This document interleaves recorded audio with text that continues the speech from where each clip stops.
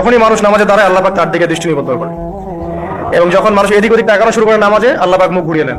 নামাজে ওই যে আমরা যে ডিজিটাল নামাজ পড়ি না এখন, ডিজিটাল মানে 4 রাকাত নামাজ 4 মিনিটে শেষ। রুকু করলে সেজদা পাওয়া যায় না, সেজদার তাসবিহ পড়লে আবার এদিকে দেখা যায় যে দ্বিতীয় সেজদায় চলে গেছে অলরেডি ওঠার আগে। অনেক ক্ষেত্রে ইমাম সাহেবরাও খুব দ্রুত নামাজ পড়া, অনেক দ্রুত পড়া। এত দ্রুত নামাজ পড়াবেন কেন? নামাজ জামাতে পড়লে সংক্ষিপ্ত করতে বলা হয়েছে, কিন্তু এত দ্রুত তো পড়তে বলা হয়নি।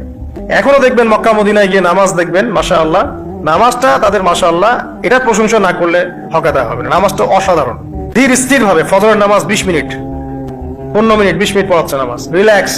নামাজে দাঁড়ালে চমৎকার তেলাওয়াত হচ্ছে, আপনি ভুলে যাচ্ছেন নিজেকে। তবে চমৎকার এবং সবচেয়ে ভালো যিনি তেলাওয়াত করতে পারেন তাকে নামাজে দিতে হবে। রিল্যাক্সে নামাজ পড়বে। ক্ষেত্র বিশেষে আপনি শর্ট করতে পারেন, কিন্তু সব সময় কেন আমরা 4 রাকাত নামাজ 3 মিনিটে শেষ করে দিব? আবার নামাজের পর দোয়াটা হবে লম্বা, অথচ নামাজটাই ছিল দোয়া, নামাজটাই কিন্তু দোয়া। এখন সেজদায় আমরা যদি কান্নাকাটি করতে না শিখি, আল্লাহর সামনে আমি মাথা নত করেছি, এখানে নিজের মনের যত আবেগ আকুতি দোয়া এগুলো আল্লাহর সামনে ঢেলে না দিতে পারি, এই দোয়া কালাম না শিখি, তাহলে তো নামাজের আধ্যাত্মিকতা অর্জন হলো না। সাহাবীরা কেমন করে নামাজ পড়তেন যে নামাজ পড়ার পরেও তাদের গা থেকে তীর বের করা যায়? কিভাবে তারা নামাজ পড়তেন? তাহলে নবী সাল্লাল্লাহু আলাইহি ওয়াসাল্লাম কিভাবে নামাজ পড়তেন যে নামাজ পড়ার ফলে তার পা মোবারক ফুলে যেত? 1 রাকাতে তিনি 4 পারা কোরআন তেলাওয়াত করতে পারলেন কিভাবে? তো তাদের নামাজ আর আমাদের নামাজ, আল্লাহ রাব্বুল আলামিন তার রাসূলের মাধ্যমে একটা হাদিসে জানিয়েছেন যে এমনও অনেক নামাজি আছে, নাউযুবিল্লাহ, আল্লাহ পাক আমাদেরকে তাদের অন্তর্ভুক্ত না করুন, যে নামাজ পড়ার পরে আল্লাহ রাব্বুল আলামিন এই নামাজটাকে ওই নামাজের মুখের উপর নিক্ষেপ করে দেয়। তোমার নামাজের আমার কোনো দরকার নেই, আল্লাহ পাক আমাদেরকে হেফাজত করুন। ধীর স্থির ভাবে পড়ে, রিল্যাক্সে, তার আর কিছু নাই। ওমা খালাকতুল জিন্না ওয়াল ইনসা ইল্লা লিয়াবুদুন, শুধুমাত্র আল্লাহর ইবাদত করার জন্যই তো পৃথিবীতে এসেছি। হোক না দোকানটা 5টা মিনিট পরে খুললে কি হবে? হ্যাঁ, জমিতে যান, জমিতে আধা ঘন্টা পরে গেলে কি হবে?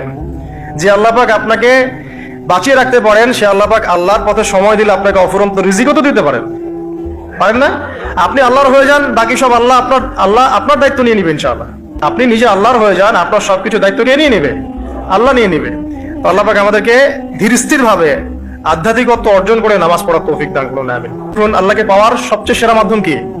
নামাজ। তার আগে বলেছি নবী সাল্লাল্লাহু আলাইহি ওয়াসাল্লামের অনুসরণ।